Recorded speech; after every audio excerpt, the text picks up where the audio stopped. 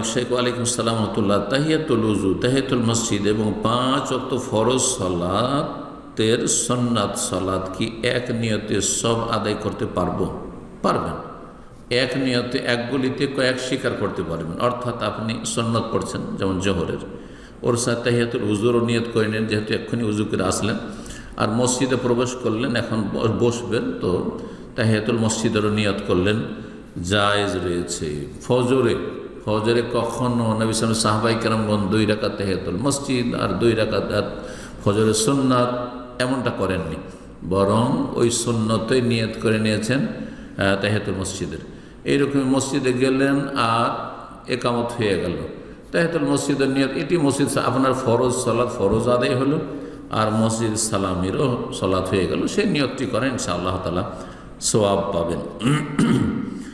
বলছেন যেমন তাহিয়াতুল উযুর 2 রাকাত সালাত এবং তাহিয়াতুল মসজিদের 2 রাকাত সালাত, মোট 4 রাকাত সালাত ও জোহরের 4 রাকাত সালাত একসাথে সর্বমোট 4 রাকাত সালাত কি পড়তে পারবো?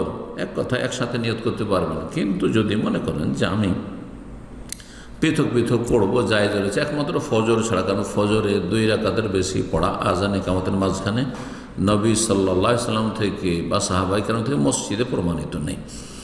কিন্তু বাসা থেকে যদি পড়ে চলে যান, তাহলে বাসাতে আপনি ফজরের সুন্নত পড়ে নিলেন আর তারপরে মসজিদে গেলেন, তখন মসজিদে আপনাকে তাহিয়াতুল মসজিদ ভিন্ন পড়তে হবে, কারণ মসজিদের তাহিয়াতুল মসজিদ হচ্ছে মসজিদের সালামি, সুতরাং মসজিদে গিয়ে 2 রাকাত পড়তে হবে। আল্লাহ তাআলা এ বিষয়ে বিস্তারিত জানে উপকৃত করবেন আশা করি। যেমনটা বললাম, আশা করি আপনার প্রশ্ন উত্তরে এতটুকুই যথেষ্ট।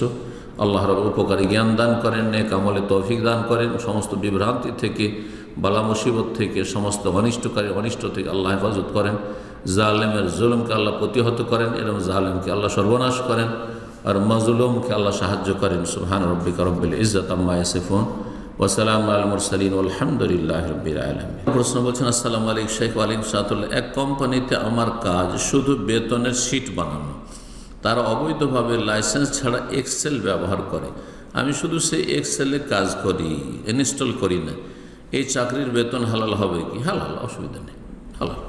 এসব কাফেরদের তৈরি করা, আর তারপরে এতে অধিকাংশ ক্ষেত্রে হারামে ব্যবহার হচ্ছে।